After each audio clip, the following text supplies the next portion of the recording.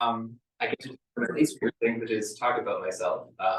But yeah, I'm hoping to talk a little bit about my journey through music in the church and what that kind of means, and kind of the things that I do and the way I view this position, kind of how I got to this point. So I guess I was asked, can you expand on what are some things that you wouldn't know by looking at your bio? And I was thinking about my history with the church and with church music. I grew up Roman Catholic, pretty religious family. We went pretty involved in our church there. I started piano lessons as a very little kid. I was 5 years old. My brother, actually, I'm a kind of believer in serendipity and things happening for a reason. When my mother was pregnant with me, her Auntie Pearl passed shortly before, about 9 months before. We had a little spinet piano in her house. And so my parents were an early musician. My dad played a little guitar. So, when they had this piano and they were trying to give it away, and my mother, who had no musical training whatsoever, said, maybe I'll take the piano. She had her 2 older siblings were born, and maybe I want to take the lessons. Or that's what she was thinking about taking lessons. So when she was pregnant with me, that's when we inherited this piano, and my brother started taking lessons shortly after. And as a little kid, I was fascinated by the instrument, and I was hooked when I was 5. And I played every instrument under the sun. I was in band. I was in chorus. I had a lot of fun. That was my recreation. I'd come home. People, I teach piano lessons. I've taught little kids throughout the years, and parents will ask me like, how did your parents get you to practice when you were a little kid? And I was like, I'm sorry, I hate to break it to you, but I just loved it. I'd run to the piano and then play my Beethoven or whatever. So that was kind of a big passion for me growing up. And of course, as church people, we had music at church every Sunday. My dad was in the choir. Catholic music is different than Episcopal music. In the sense, I found that it's more, if you're in the congregation, you sit and listen, and the choir sings, and this kind of this separation. However, I was lucky enough because I was a musician and the church knew, the church musicians knew me. My first kind of involvement was as accompanist for the children's choir. I was in middle school. My aunt was actually the choir director. She was long career as a high school music teacher, and she conducted and had me play, which was a lot of fun. And then I played cello in high school, middle and high school. And our choir had a very amazingly, I think, overqualified choir director, who probably crazily underpaid.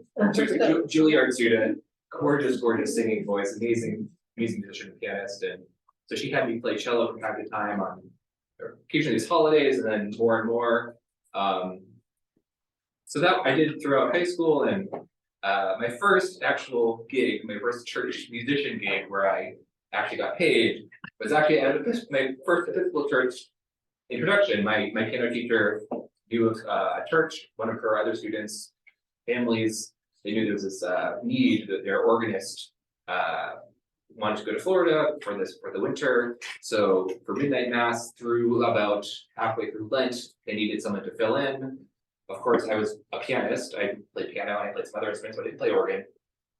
So they said, "Oh, we have a piano. You can play the piano." So I came in. I was a senior in high school. It's actually the Church of the Transfiguration in Derry. If you've ever been over there, lovely, very small church, very informal. They were very kind to me with my piano playing, and the pastor there, it's not her name. I never actually met her.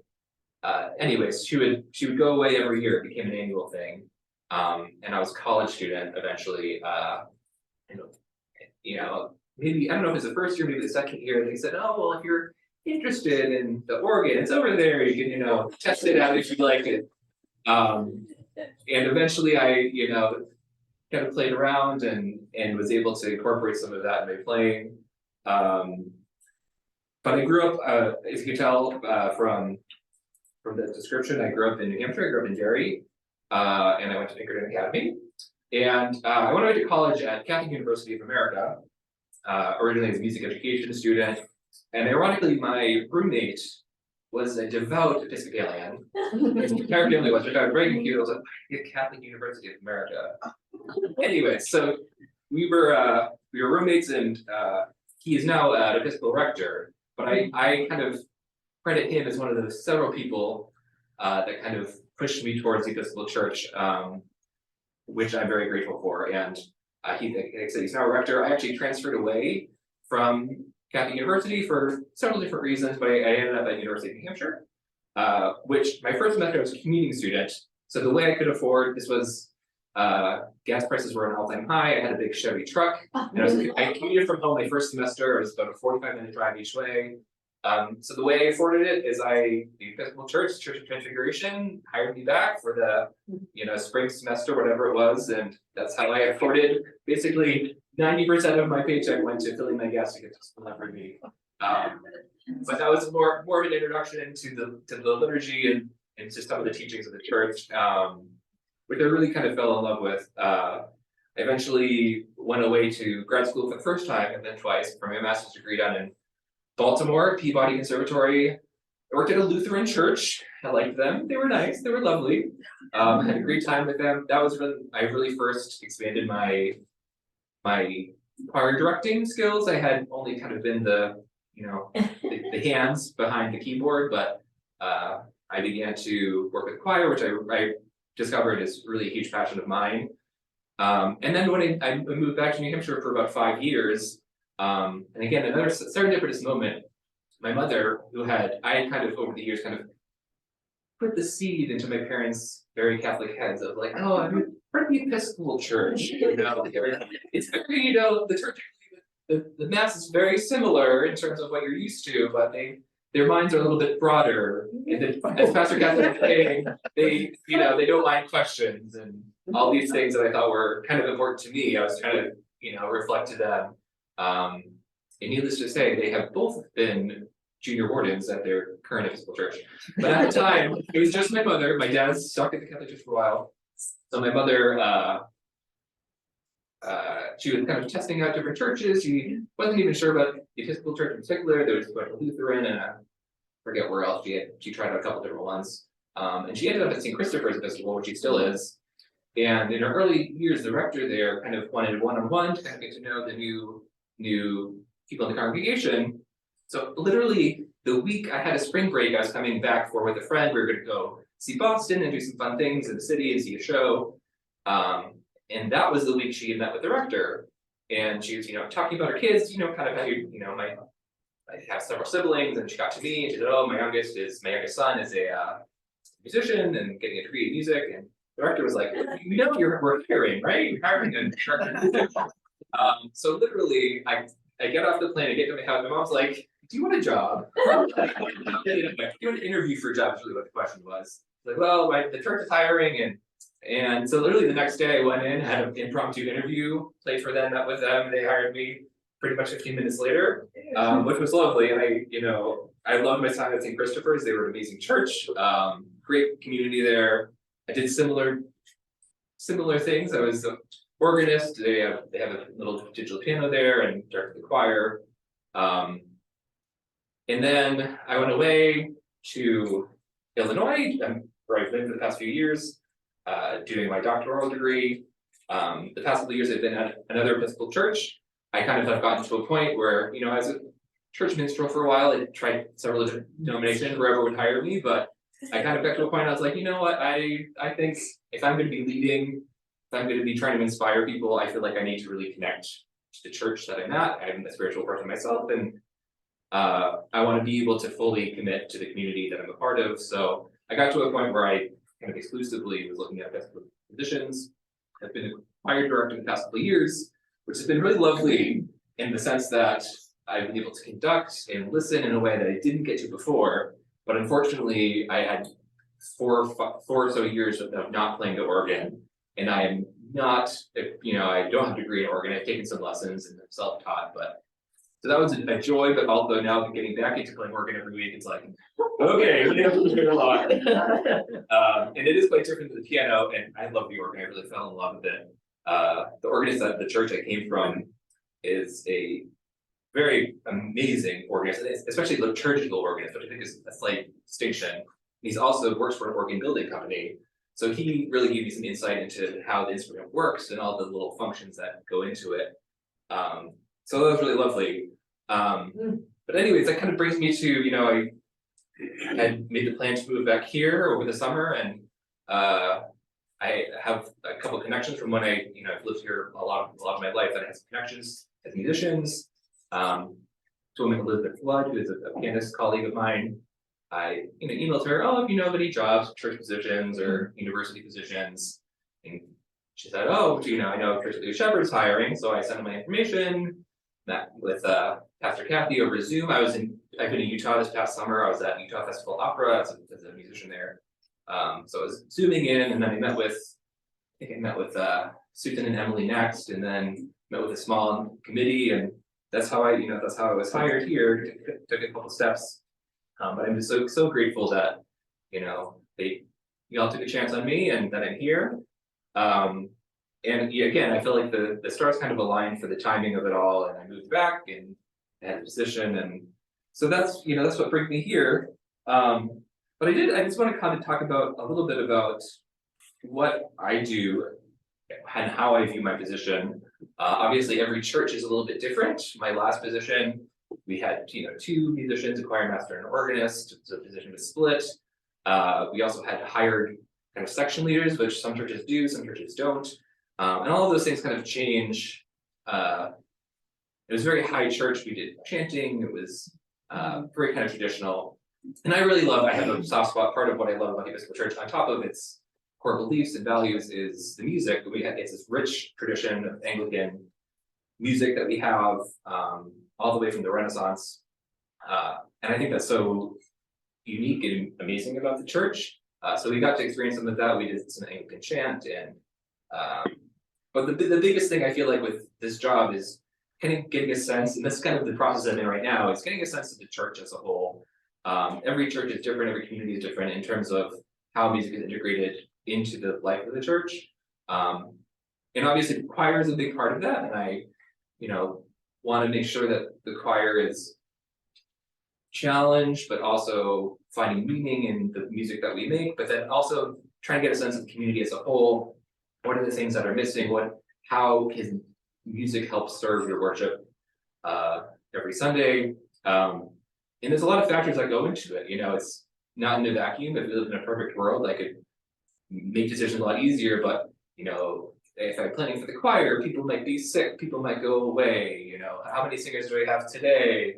Okay, what music do we have? You have budget limitations. Okay, what's the theme for the week? How am I going to match all of these things? So it's kind of moving targets, and how do I put things in that make sense, and pick music that is uplifting, that fits the theme of the week, that is it too contemporary? Is it too old-fashioned? Is it, too hard to sing? Is it, okay, we need 8 parts of choir members and we only have 4 singers. Okay, we can't do that. All right, how do we change plans? So it's all these things that I kind of try to consider. It's a challenge, but it's also one that I try to take in stride. And I always tell my choir, it's easy to feel like it's a performance on Sunday. Especially as a professional musician, outside of the church, I also make music professionally. I teach at UNH, and obviously, not the perfection, but improvement and performance ability is highly focused on. And obviously that's a factor of it, but ultimately music is prayer. Music in church is prayer. And it goes both ways. I feel like as a classical musician, there's a spirituality even outside of the church. When I make music, I feel, especially community music, singing in choirs, playing in orchestras, there's a sense, some people haven't done it, but for those of you who may have been a part of an ensemble like that, there's a sense of synergy, the sense of spirit that kind of moves everyone. And I feel like that's so connected. So when you have those things in a church, I think it's just heightened. So I always try to remind the choir when I can, this isn't about singing things perfectly. This isn't about having, sounding like the Tallis scholars. This is about prayer. Prayer both for the choir members singing themselves. It's important to know what you're singing and what you're portraying, but also the people listening, that they might be inspired in some way, somehow have a deeper connection to their faith, what's being preached that day, anything like that. So that's really what I'm after. So I wanted to kind of talk through a couple little things. I brought these as a little prop. So these are both it's kind of a starting up point for me. Like I said, picking music is a big challenge and obviously a big part of the job. So these are both little handbooks that give you weekly. This one's is a ABC yearly kind of the cyclical pattern is the three-year liturgical pattern that we have. So say it's the 8th Sunday of Epiphany, it'll give me, a list of hymns that might work, that might fit with the readings, a list of possible anthems, which a lot of the time a certain church probably doesn't have 99% of the ones that are there, but I use these, and this is year specific. This is 2022, 2023. Similar thing. It's a little bit more specific. And it'll give you little blurbs about the reading sometimes, and the hymns they'll asterisk them that are especially important. So I don't always adhere to these very strictly, but I use them as a kind of a jumping off point of this reminds me of this other thing, or this might be a little bit more appropriate, or this would be a good anthem for us to do. So that's these have been super useful in picking out the hymnody, and I also try to keep it, because I just started here, I have a brand new fresh spreadsheet of the hymns that we've done so far and the dates, so I can keep track of what we do so we don't repeat things too often, but I also know what we've done. That's also a big challenge is, people want new music. They say that, but then if you do too much new music, then so finding that balance. And for me, it's the biggest challenge in a new church is, okay, I don't know what is new. So there's we've already done some things and the choir's been like, oh, we've never done this hymn before. It's like, oh my gosh, really? This is a classic for my eyes. So every church is just different. You kind of have to learn on the fly. So I tried, it's hard at the first year to toe the line of, I like to do 70-30, 70% old and familiar, and then 30% either new or, haven't done in a while. I just want to talk a little bit too about, I'll give you a little demonstration. So there's different facets in making church music. Obviously, we have the choir sings, there are voluntaries, there's chanting, and there's hymnody, which is a huge part. Like I said, I'm primarily a pianist, but I learned my organ skills through hymns. I actually started to teach myself on one of my teachers, my piano teacher in college, Arlene Keys, her suggestion, because I was like, I really want to play organ in my church, I don't know how to do that. He's like, well, get a book. There's this book of Bach chorales, which is kind of 4-part, kind of like hymns. Because one of the biggest differences is on the piano, we have this foot pedal that holds the sound for us. You don't have that on the organ because you have actual sounding pedals that make notes happen. So everything, if you want notes to be connected, you have to do it all with your hands.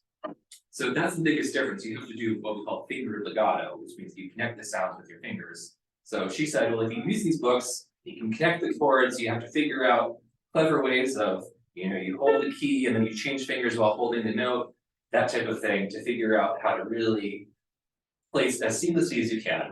And always, music is a lifelong process. So this is something I still work on all the time.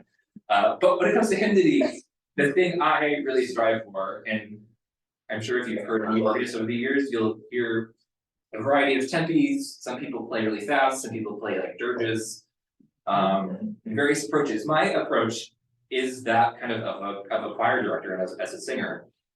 I look at the words. Okay, what is a useful text speed to say the words? And I try to also look at, it's difficult when there's more than a few verses, at the punctuation, at the syntax of the hymns that we're singing. So I want to do a little example from actually a hymn we did today. Our opening hymn was Christ whose glory fills the skies. So we kind of have this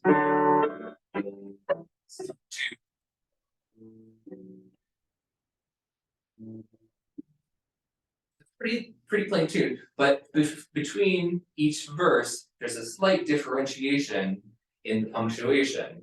So for instance, verse 1 is Christ whose glory fills the skies, Christ the true from verse 2, the text is dark and cheerless is the morn unaccompanied by thee. It's one phrase. So in the first verse, ideally in a perfect world, I would do a very subtle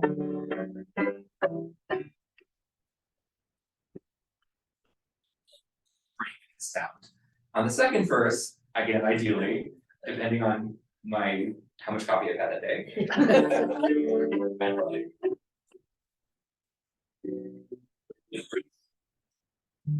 And again, this is a especially useful verse if you pick up a hymnal's verse, hymn 7, is all this punctuation. So Christ whose glory fills the skies, comma, Christ the true, the only light, comma, Son of righteousness, arise! Exclamation point. However, you hear it sounds like it wants to keep going, but it's the end of the sentence. Okay, so again, ideally.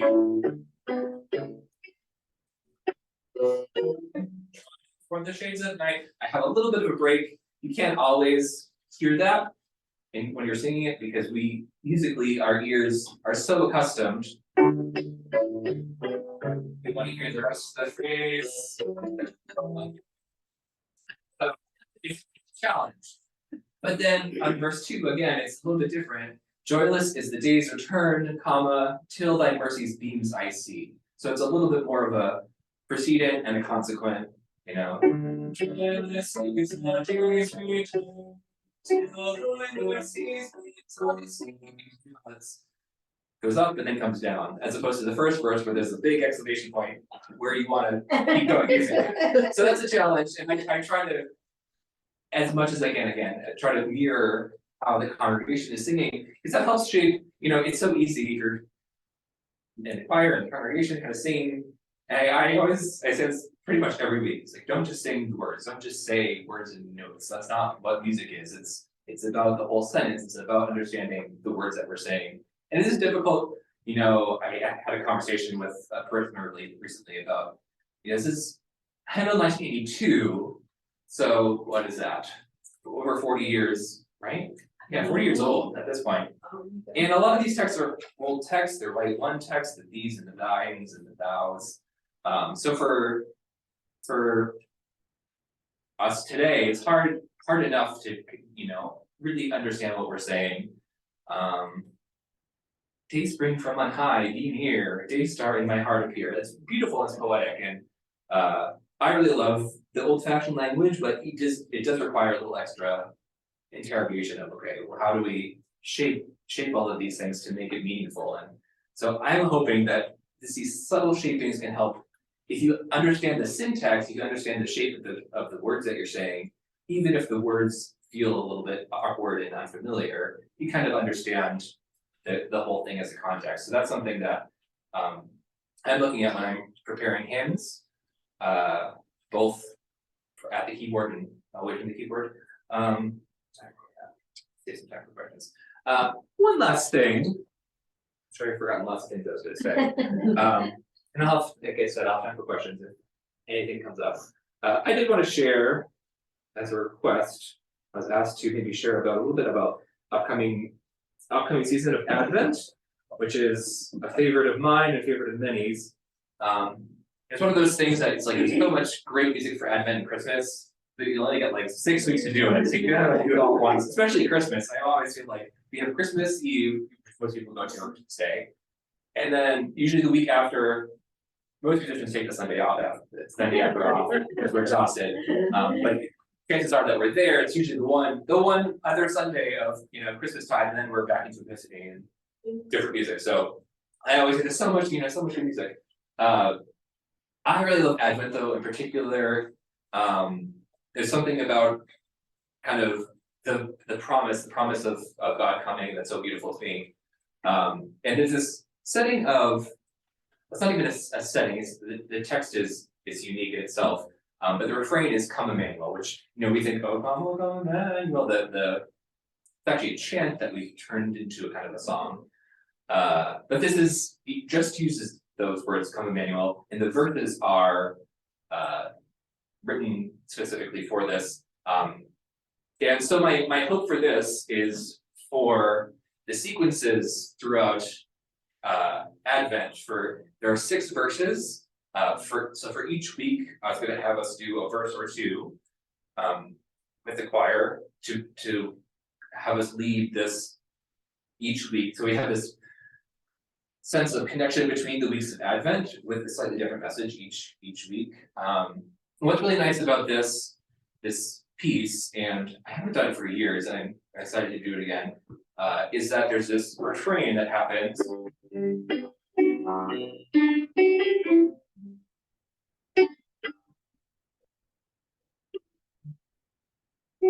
So that's the main refrain, but on top of it, there's an option, which I don't know if we'll do. We'll see how it feels with the choir. You can sing the verses on top of what's called an ostinato, which is kind of this repeating melodic fragment. So it's an option to have either half the choir sing the refrain, so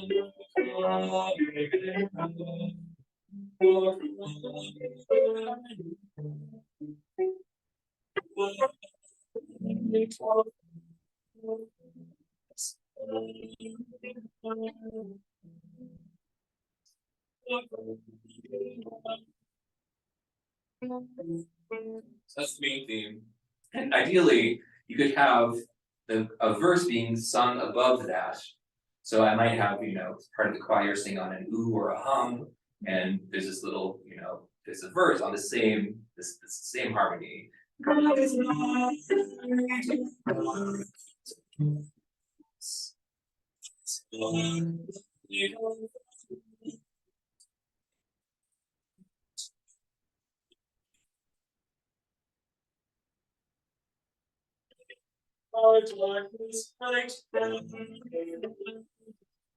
Have this theme. So ideally, you would have both parts. Let's see if I can see.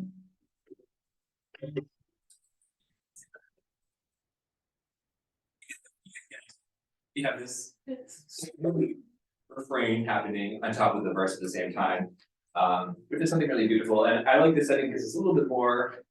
It's kind of reserved. Advent's a tricky season because it's kind of a penitential season. It's not supposed to be, obviously it's not the same as Lent to the same degree, but it should be reflective and it should have some solemnity to it. I don't know if that's the right word. But this feels contemporary.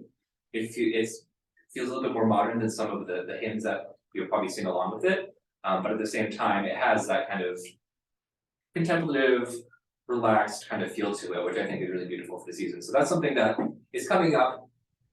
Trying to plan for what December looked like. It always comes up so quickly. It's September and I was like, okay, yeah, September. Christmas is far away, and then next thing you know, it's like November. It's like, oh my goodness. And this year is especially challenging. Our fourth week of Advent is Christmas Eve. It happens to fall on the same day, so it's going to be a marathon day for Pastor Kathy and I. But that's especially you get rid of a week. Basically get rid of a week of Advent that way when that kind of overlaps. But so that's something I'm looking forward to. And hopefully you'll be able to hear it in this month and a half or so from now. It's wild to think about, but that's all I had prepared. I don't know if there was any questions or if anyone had any that came up that I have a couple. Are you going to, during the Christmas season, are you going to use the chimes? Well, there's a section on the organ. I definitely could. I'm still again, it's a process of getting used to the church, but also getting used to the organ too. Right. I was hoping to, I was gonna say, hoping to see if Emily would come and join us for Christmas. I don't know if she can, so don't hold me to that promise, but it might be nice if she could join us either to sing or to play, but so yeah, it'd be nice to do the chimes for Christmas and definitely probably the trumpets at some point too, the trumpet stops in the back, which that's the only stops that work for that keyboard, but the other question I have, I used to be in the choir a long time ago, and I have a problem now because rehearsals they've always been from 7 to 9 on Thursday nights, and I just won't come to the main street on that particular night. So I know everybody else is used to that time, and it's very hard to change. But that's one reason I don't be in the choir. So that's understandable. Yeah, that happens, and yeah, it's a challenge to find a time that works. Yeah. At St. Christopher's, they have, and they still do when I was there, and they haven't changed it. I tried changing it, and it would. They do fire rehearsal after church, which I think is fine, but then people, oh, you know, it's a Patriot Sunday and blah, blah, blah, people have to leave and people are tired, and Yeah, when I was there, I tried changing it and they were just so used to it that it wasn't feasible any other day, but. And then it's a whole week before the next. Exactly, you see each other for a week and that's hard. Never mind I'm it. used to, Thursday is a pretty ubiquitous church fire rehearsal day. Illinois had Wednesdays, which is unique, that's not very common, usually it's Thursdays. In Boston, all the churches in Boston all do Thursdays. So, that's one thing I've enjoyed here, is that we do have that midweek rehearsal, it gives us. It used to be on Wednesday, and a couple of choir members couldn't make it on Wednesday. So we changed it to Thursday. Thursday is good too, it's, you know, a little over halfway through Yeah. the next Sunday. So you have a couple days to digest it, but then it's still hopefully fresh enough what you've done. Have you thought of, church I grew up in, like if there were multiple, verses? Would break it up and maybe do 3 or 4 verses and then later, you know, opening hymn 3 or 4 verses and then closing the last 3 or 4 verses? Yeah, I've seen places do that, I don't know if I've actually personally done that, usually if they have a hymn with a lot of verses, I'll just pick a couple, but. That it's good if this is a hymn that has a lot of meaningful verses that you don't wanna omit anything, yeah. That's one of the best things about this shirt, and I'm very new here. Sing every verse, which is fun for singers. I think it's probably Yeah, tedious for non-singers, but. yeah, that's all we have to balance, and like, okay, do we, you know, it's 5 verses too much, is 6 verses too, you know, what's too much, and. That way you got, I- kind of got all of it, you did some here, you did some Yeah. there. And I do like doing all the verses as, you know, as a choir person, and although on Easter, there's Easter Vigil, which already has a ton of singing, we sing all the psalms and everything, and we get to, the lights go on, Christ, hallelujah, Christ is risen, and then we did Hail Thee Festival Day, which, you know, is so long, and it's after we did all the Old Testament readings, and they're like, okay, here's verse 7 of Hail Thee Festival Day, the bells, and even for me, I was like, okay, you can go, let's go ahead. There's something really, I don't know, if you can get into it, there's something really beautiful about the sustain, the length. I know some people always struggle with the length of church services, but there's something really beautiful about it sometimes. No, it takes me the first 3 verses to get the tune right. I wanted to ask you about your education. Sure, yeah. Are you done? Is there more that you aspire to? That's a great question. Yeah, so I'm what's called ABD, audit dissertation right now. Oh. So I was there for 2 years, I had to do, I had an assistantship, which paid for my degree.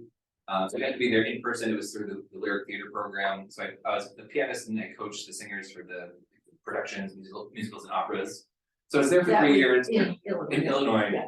So I did all my coursework, and then my final year, you have to take the test, the tests, like you have to do the preliminary exam and the qualifying exams and all that. And then once you do that and you propose your project and you get the check, you're good to go. Basically, they just kind of say, all right, see you when you're ready to. So it's up to me now, which is nice, but also not nice because it's easy to kind of put it on the back burner. But I have a draft. I have this is 100 pages of something in my Google Drive that I've been, you know, once in a while I'll take out, I'll edit a couple pages, okay, all right, that's enough. So I'm hoping soon. I also have to do a recital. So it's not a pure dissertation, it's a thesis. So it's supposed to be, I think, 80 to 120 pages, mine's about 100. With a recital, so you're supposed to present a recital in conjunction with it.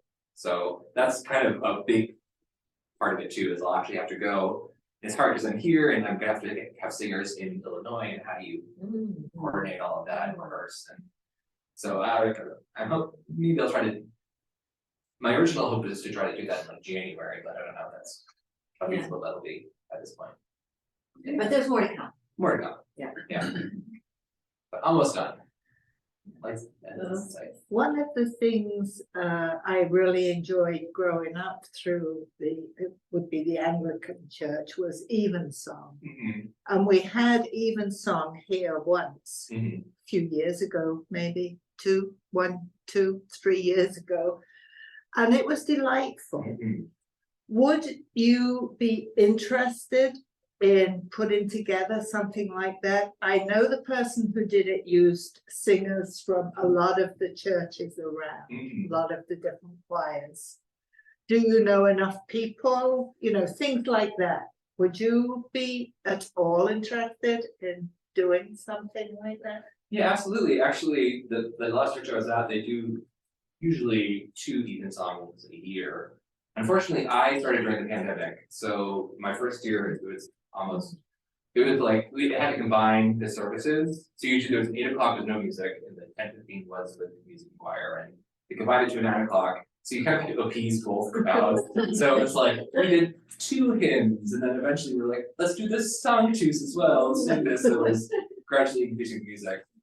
So unfortunately, I never got to. I was originally going to do one this past school calendar year, but our rector, I was going to do November, and our rector retired like November 4th.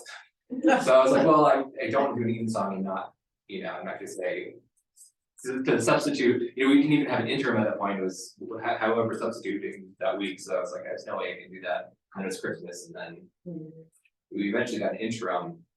But then, so unfortunately, I never had to do it. But yes, for sure, that's something that I'm interested in doing, and something I haven't experienced a lot myself as a music director. So Beautiful. It is Yeah. usually gorgeous services, and Yeah. I've been to many, and they are really nice. And Yeah, okay. Yeah, and what do you do in your spare time? my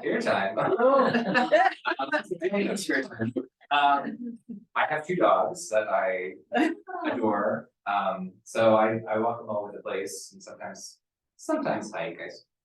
Very rarely, but yesterday we went to the Unquinnook. I don't know if you know those up by Goffstown. Yeah. We did that as a short little walk, but that was nice. I'm a big baker. I haven't baked recently, but I do a lot of baking, usually, especially in the winter time. I like to try hard things. So the year or 2 ago, I finally tried croissants. That was like a Mount Everest moment.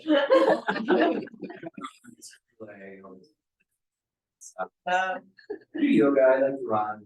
Yeah, I like to read. Do you get to see your folks? They're local. right? Yeah, my family's local, which is great. I've been in Illinois, and we moved during the pandemic, so like it was a challenge to see them for I saw them maybe once a year. And I have nieces and nephews. Both all 3 of my siblings are here, and my parents. So yeah, it's been great seeing them, and I have weekly, well, sort of weekly, depending on how busy or what the schedule is. Dinner with my parents on Monday nights. We'll go over and have dinner, which is nice. I haven't seen my brother in a while, so catch up with him, thinking about it. But, yeah. Tell us about your dogs. My dogs they're great. They're both, well, so I had adopted a poodle years ago when I lived in New Hampshire, whose name was Samson, through a shelter in Bedford. What's the name of them? New Hampshire Rescue League, Animal Rescue League of New Hampshire, something like that. Yeah. Great company. Adored Samson to bits, actually.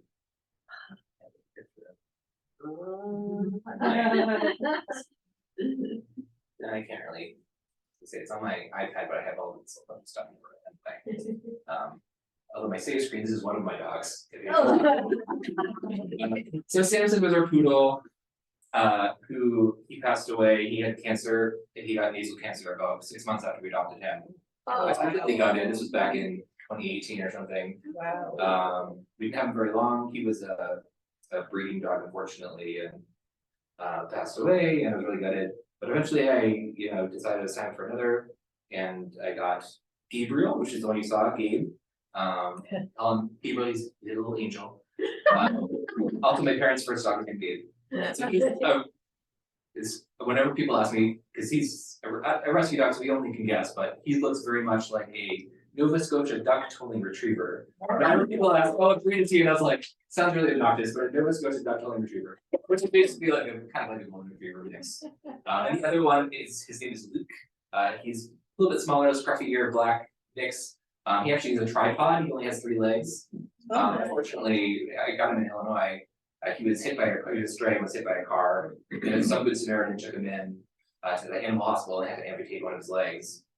But then he was, fostered and put up for adoption, and then I found him, and they were both fantastic dogs. I felt like I looked up with Samson, I was nervous to get another dog, and I was like, oh, Samson was such a good dog, and well behaved and quiet, and then I got Gabe, who was the same, really well behaved in the house and super affectionate, and I was like, I don't think I love it there. Rescue dogs, they have all sorts of issues, emotional, behavioral issues for whatever reasons that they're abused, and but I looked out again, and Yay! they're adorable.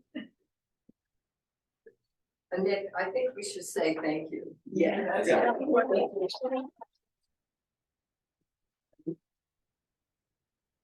like though we met more than our choir director and our organist. We met a person we really are going to enjoy being a part of our community. And Thank I'm you proud to so be part of much. this community, I feel so, I love working at it. This was just wonderful, and if I could not cut anyone's questions off, I think Nick is pretty approachable, and we're all here on the same day of the week, pretty likely. Don't you would like to answer our question if you have one. So enjoy some more goodies. We have a lot of food. I think I'm gonna suggest we might bring some to you, since it's really hard to move. All of us. And we will have a brief business meeting that we need to have, maybe a little time to chat and socialize, and maybe a business meeting, maybe